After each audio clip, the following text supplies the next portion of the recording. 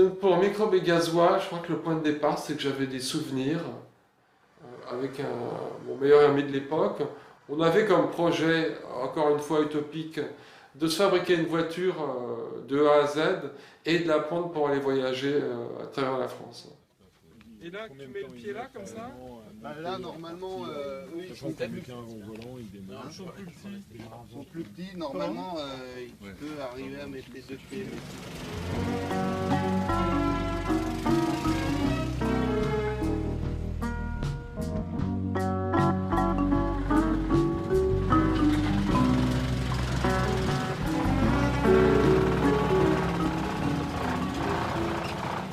What's your first impression? Are you happy with your new car? It is wonderful. Et puis il y avait ce copain qui est représenté par Gasoil, dont donc Théo, il était très bricoleur et avec lui on fabriquait des choses. Et du coup on a eu ce projet de fabriquer cette voiture.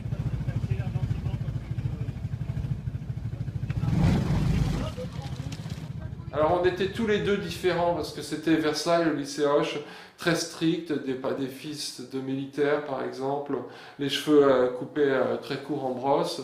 Et moi je voulais absolument pas me couper les cheveux pour pas leur ressembler. Ok, attention, moteur. Tour. Et action.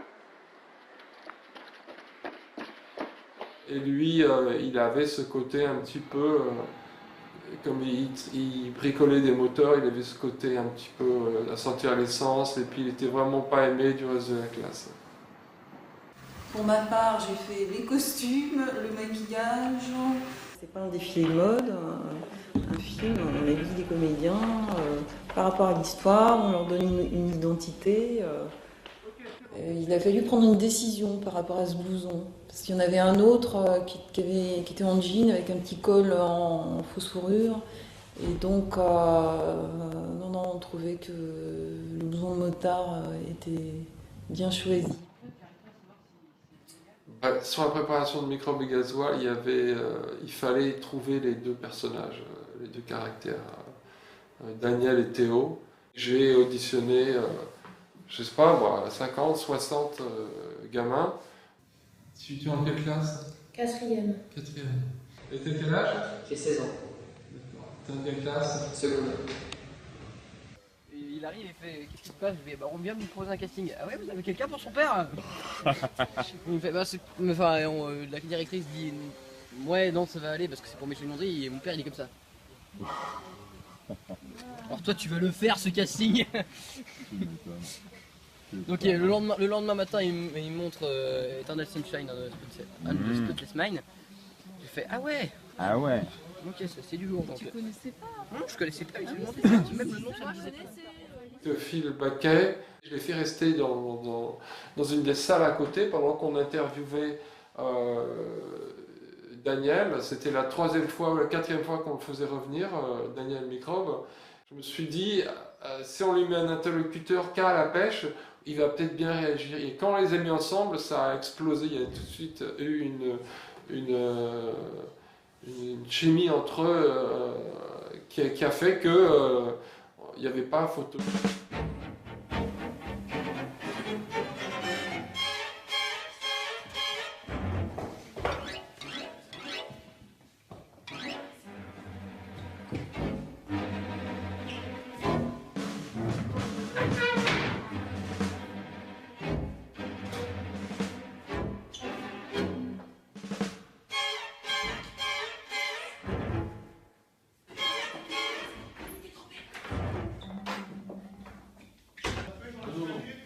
Coucou. Ouais, on fait le skate tout de suite comme ça. Ouais, super, c'était drôle aujourd'hui. Comme des cambrioles. Alors parfois on était assez loin du compte au niveau de la performance et il fallait que je comprenne, que je fasse un peu de psychologie, comment leur parler pour qu'ils aillent dans la direction que je souhaitais. Et c'est pas en disant à un acteur, que ce soit un enfant ou un adulte, soit plus triste, qu'il aura l'air plus triste. Les acteurs, ils sont pas forcément très confortables, ils ont peur, autant que moi, de l'échec. Ils n'ont pas l'impression d'être bons, ils n'ont pas l'idée de quoi changer. Donc il faut trouver des astuces, soit au lieu de les faire rentrer par cette porte, je les fais rentrer par cette porte. Il faut changer des choses physiques et leur donner l'occasion de se retrouver à un autre endroit et de rafraîchir la situation. Allez. Ah, ça c'est bien. Ça c'est bien. Alors tu vas Donner le coup de pelle. tu vas lui faire sa fête? Ouais.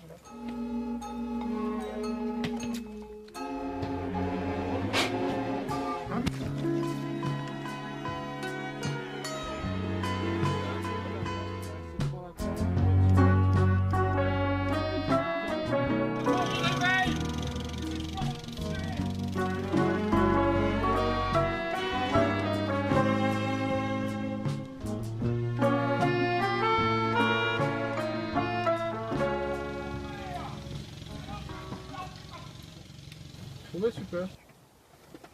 Oui bon. C'est coupé, merci. Après l'écume, j'ai voulu tourner avec une seule caméra, une équipe très réduite. La profondeur de la voiture.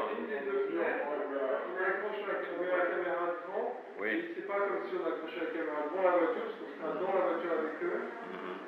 Ce tournage de Microbe, c'est le rêve de Michel, quoi. L'équipe réduite. Parce qu'il aime bien travailler léger, parce qu'on bouge plus facilement. Voilà, le côté, la caméra et 15 caisses autour, il déteste. Et ça veut dire que voilà, c'est 360 degrés s'il veut.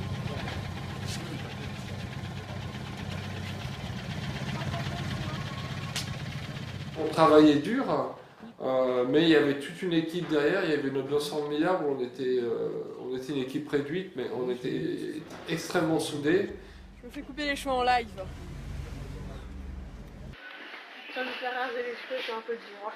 On a un truc avec Michel, c'est que voilà, on se balance parfois, arrête, tu me fais honte dès qu'il y en a un, voilà, on chope la moindre connerie ou étourderie de l'autre.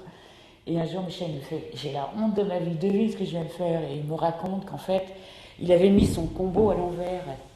Et donc il regarde son combo et il dit comme ça devant toute l'équipe, moi j'étais pas dans la même salle parce que comme c'était assez étroit, et il dit mais comment ça se fait que la caméra est à l'envers? Et en fait c'était l'assistante, elle est arrivée imperturbable et elle lui a tourné son combo. Je trouvais ça tellement drôle. On avait un petit système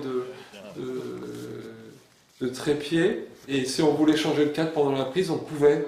Et ça a donné une sorte de dramatique, d'aspect dramatique à la scène. Oh! Oh, ça, espèce de petit merdeux! On va te couper en morceaux! Je pense que ça va être bien.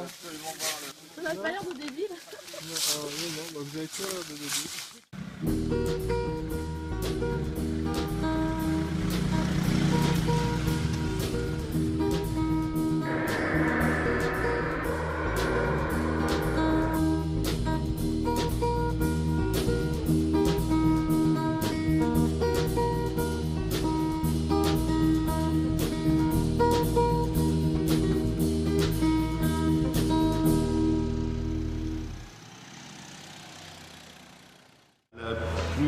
Difficulté, je pense que c'était la voiture, parce qu'on est parti de rien, et donc de partir d'un moteur de tondeuse et d'un sommier et puis de roues de mobilette, c'était pas évident, et que ça tienne tous les jours avec l'équipe dedans et puis qu'elle fonctionne et tout. Donc dès qu'on la démarrait, en fait j'étais un peu angoissé quand même. Ça nous a pris quand même 2 mois quoi, pour toutes les versions, parce qu'il y a plusieurs versions, entre celle qui roule, celle qui est dans le ravin, le sommier, celle qui prépare et tout, il y a 4 versions.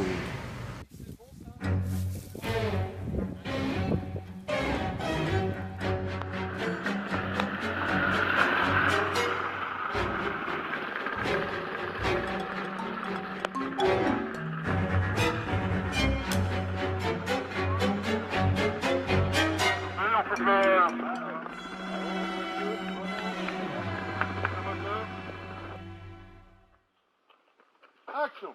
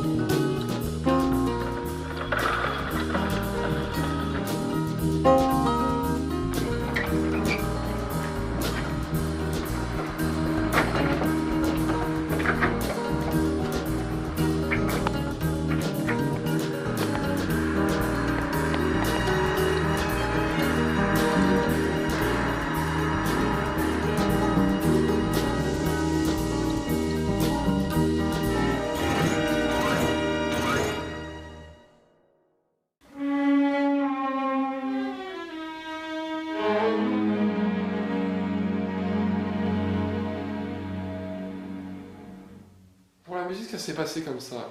J'ai fait un rêve de Charlotte Gainsbourg, et en me réveillant, j'ai pensé à sa mère, à Jane Birkin, et à cette chanson d'Idouda.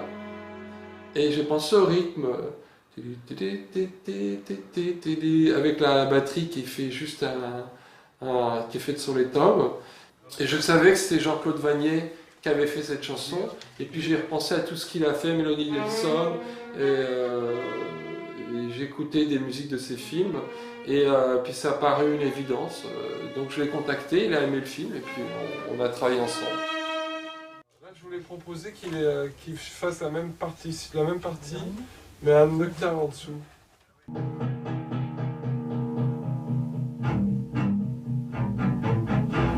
Donc au début de l'histoire, on voit la différence qu'il y a entre ce duo et le reste de la classe. Et à la fin du film, on voit la différence entre les deux familles qui est assez criante.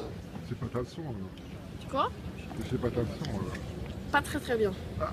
Là, on voit que quand même, au bout du compte, il y a un avantage de contexte dans la vie de Daniel que celle de Théo. Et ça, c'est un petit peu triste, c'est une sorte de fin mélancolique. J'avais envie de l'exprimer comme ça parce que c'est une sorte d'honnêteté. Aussi proche qu'ils soient, il y a quelque chose qui les sépare et sur lequel ils n'ont aucun contrôle.